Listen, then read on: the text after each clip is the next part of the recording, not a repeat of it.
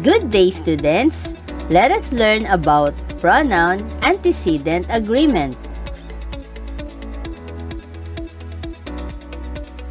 A pronoun must always agree with its antecedent in gender, number, and person. Pronoun is a word that is used to substitute a noun. Antecedent is a word that the pronoun stands for. For example, in this sentence, Marie left her umbrella at home. The pronoun is her, and its antecedent is Marie. Another example, Tobias Wolff wrote the story Powder as part of his 1996 collection entitled The Night in Question. In this sentence, the pronoun used is his, and the antecedent is Tobias Wolff.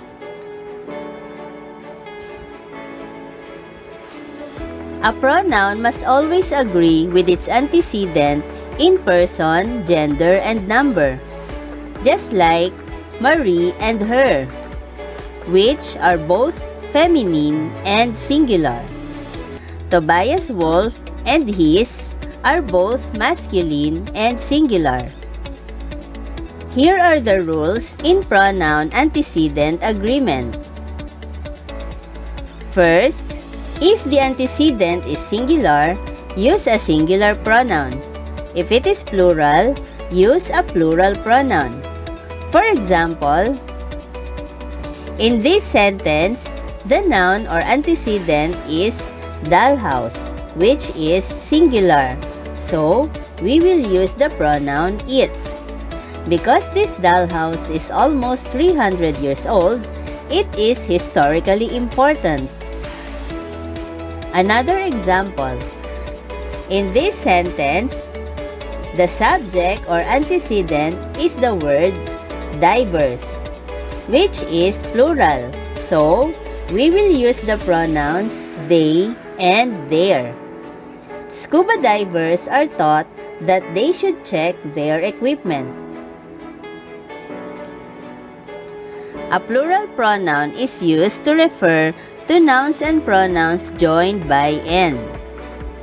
This is called compound subjects. For example, the subject in this sentence is chest and dresser. Since it is plural, we will use the pronoun their. The tiny chest and dresser still have their original hardware. Another example.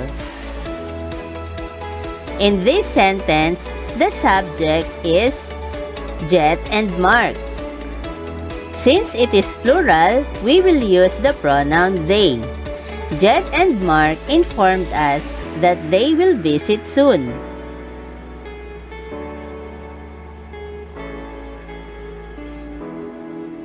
A pronoun that refers to nouns or pronouns joined by or nor should agree with the noun or pronoun nearest to it.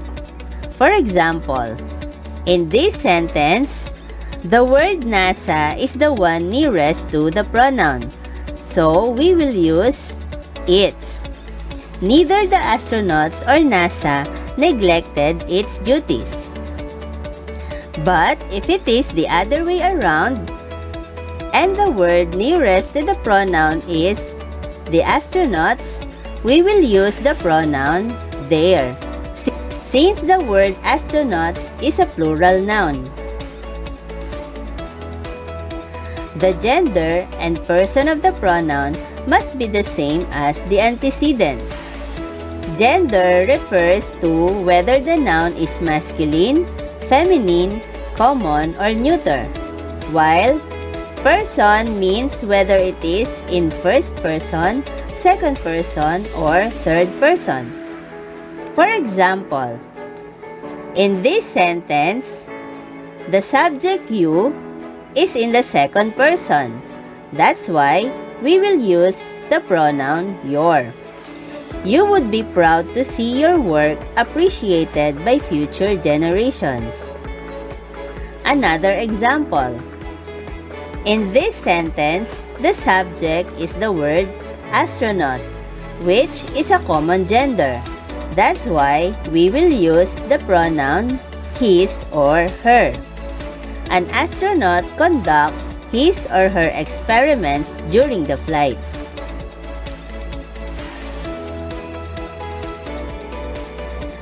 A phrase or clause between the subject and the verb does not change the number of the antecedent. For example, in this sentence, the subject is the word can. Even though it is followed by the phrase of sausages, we will consider the word can as our subject, which is singular. So the pronoun to be used is its. The can of sausages sits on its shelf. Another example. In this sentence, the subject is pile. Even though the phrase of books follows, we will consider the word pile as the subject, which is singular. So, the pronoun to be used is it. The pile of books needs to be organized because it looks messy.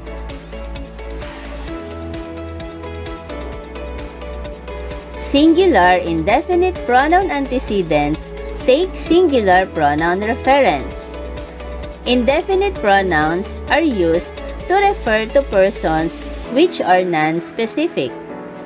Some singular indefinite pronouns are each, either, neither, one, no one, nobody, nothing, anyone, anybody, anything, someone, somebody, something, everyone, everybody, and everything. These pronouns are always singular, so they will need singular pronoun reference. For example, in this sentence, the word each refers to one clerk. So, we will use the pronoun his or her. Each clerk does a good deal of work around his or her office. Another example. The word someone is singular. So, we will use the pronoun he or she. Someone must have been listening to our conversation and he or she recorded it. Let us now have the plural indefinite pronoun antecedents. They require plural pronoun reference. These are the pronouns several, few, both, many, and some. For example, in this sentence, the pronoun both refer to a plural subject, so we will use their. Another example. In this sentence, the pronoun some introduces a plural subject, so we will use the pronoun their. Some business owners are refurbishing their shops. Some indefinite pronouns that are modified by a prepositional phrase may either be singular or plural. For example, in this sentence, the subject is some of the rice. Rice is a non-count noun which makes it singular. So, we will use the pronoun its. Some of the rice fell out of its sack. While, in this example, the phrase of the candies means plural. So, we will use the pronoun their. Some of the candies fell out of their bag.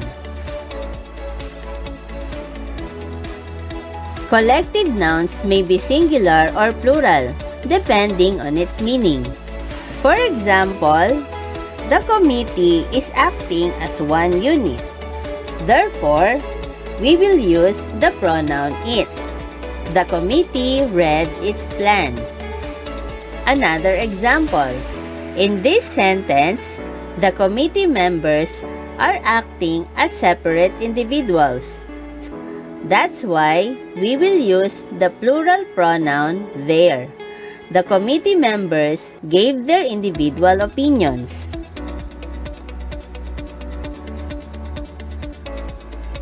Titles of single entities take a singular referent.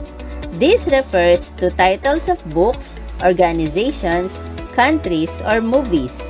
For example, The Avengers made its actors famous. The Avengers is a title of a movie. That's why we use a singular pronoun its. The United States cherishes its democracy. United States is a name of a country. That's why we use the singular pronoun its.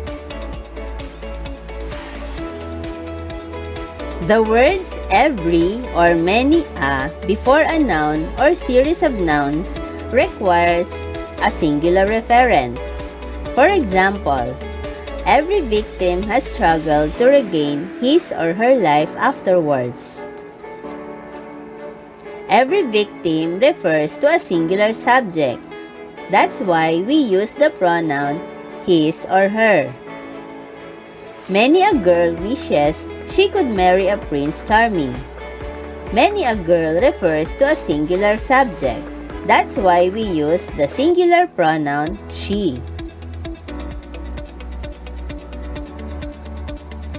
The phrase, the number of, is always singular, while a number of is plural.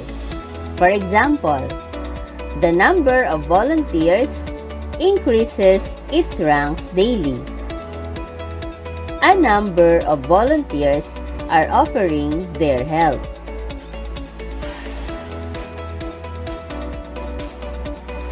Let us now answer this activity and circle the correct pronoun. Number 1.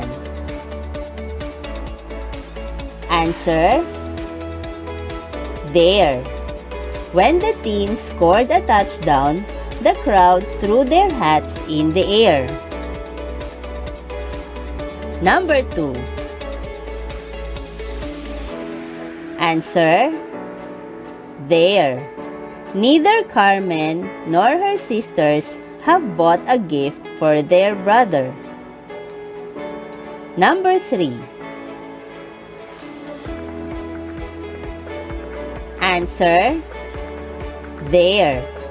Patrick and Warren will present their routine before the other gymnasts do. Number 4. Answer her. Either Debbie or Melinda will bring her ice skates. Number 5. Answer he. I told everyone in the boys' choir that he had to bring a packed lunch.